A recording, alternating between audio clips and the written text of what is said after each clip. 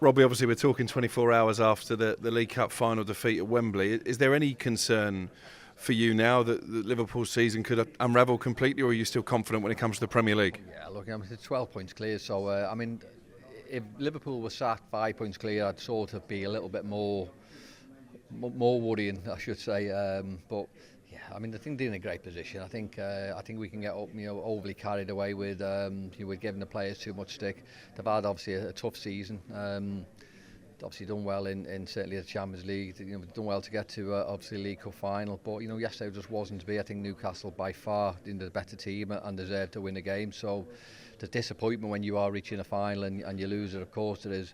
There's obviously a little bit of for Newcastle, what they've gone for 70 years winning a trophy, so you want to win it, but there's a great story there from a Newcastle point of view. But Liverpool, if you'd have said to any fan at the start of the season, you'll do well in the League Cup, get to a final, you'll do well in the Champions League, but you'll win the Premier League, what would you take? And I think 10 times out of 10, I think the fans are saying the Premier League. So in a good position. There's been a few disappointments, we know that, but it's still going to be a fantastic season if they win that Premier League, or when they win the Premier League, I should say.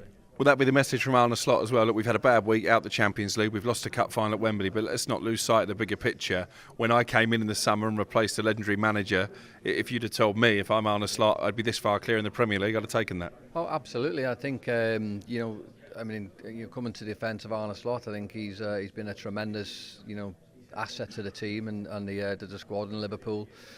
He knows that it was a tall order to try and sort of get into Liverpool and sort of fit into what Jurgen's done.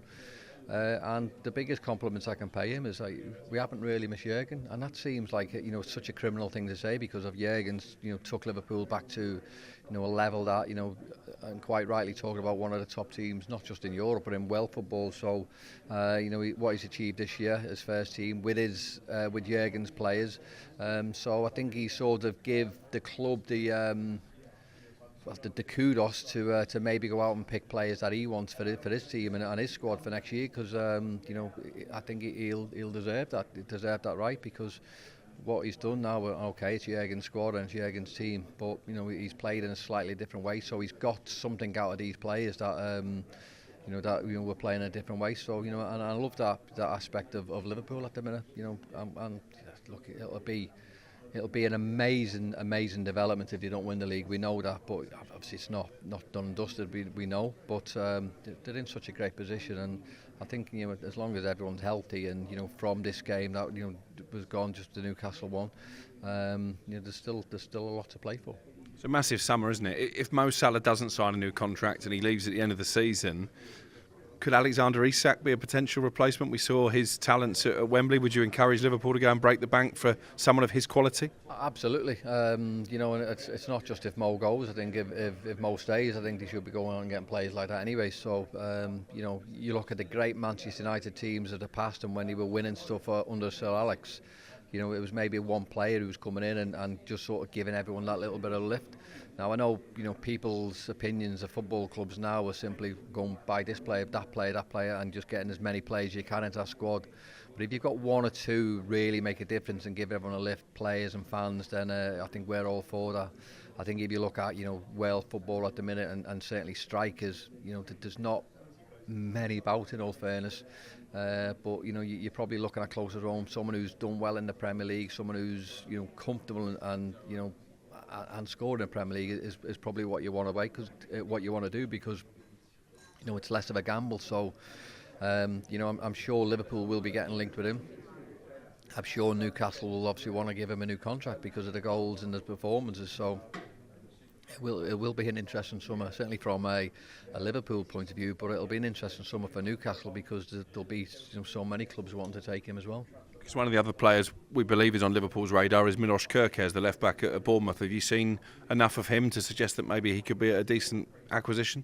Yeah, I have actually. And I've liked him. I've not seen 10s and 20s and 30 games. I've seen maybe 4 or 5 performances where he's been outstanding. So I think you as a player coming into a club, and you certainly can benefit a team. Then he could benefit. He could benefit from a move, and he could help Liverpool. But saying that, I'm also a big fan of Andy Robertson. You know, I'm not one of these who jumps on his bandwagon saying, "Oh, well, he's not good enough or his legs are gone," because I still think Andy Robbo was a brilliant player. So yes, of course, you are going to be linked with players in different positions, and for me, it's not the position that needs to be changed or needs to be fixed at Liverpool, but I can understand why clubs like Liverpool are interested in obviously him, because he is a great player. Just the last one, in terms of summer departures, your big mate is Steve McManaman, so you'd have been aware when Real Madrid came calling of the sort of emotional pull between staying at Liverpool and joining probably the biggest club in the world, if not one of the biggest clubs in the world. With that in mind, what chance Trent Alexander-Arnold turns them down? Well, it's tough, isn't it? Because obviously you are talking about, as much as we love Liverpool, and you've got that little bit of bias because we're Liverpool lads, and we think everyone should be being at Liverpool and just staying there. But obviously with Trent, you know he's going to get linked with all these great clubs, because he's a great player. In fact, he's a brilliant player. So why wouldn't he be getting linked? I'm a Liverpool lad. I want him to stay. I want him to win everything with Liverpool. But if he was to go, then I genuinely wouldn't have any complaints, because he's given everything to Liverpool. And I mean, I can see if he does go, and his conversation with everyone is, I just want a new challenge, and I honestly got no qualms with that, and it would disappoint me, and it would disappoint every single Liverpool fan. But I think deep down, I think they'd appreciate what he's done for Liverpool. But look, he's not gone yet, so there's a little bit of glimmer of hope there that he could stay. And as much as Real Madrid will be calling and will come calling for him as a player, he's still a Liverpool player. On AM, on DAB, via the talkSPORT app and on your smart speaker. talkSPORT.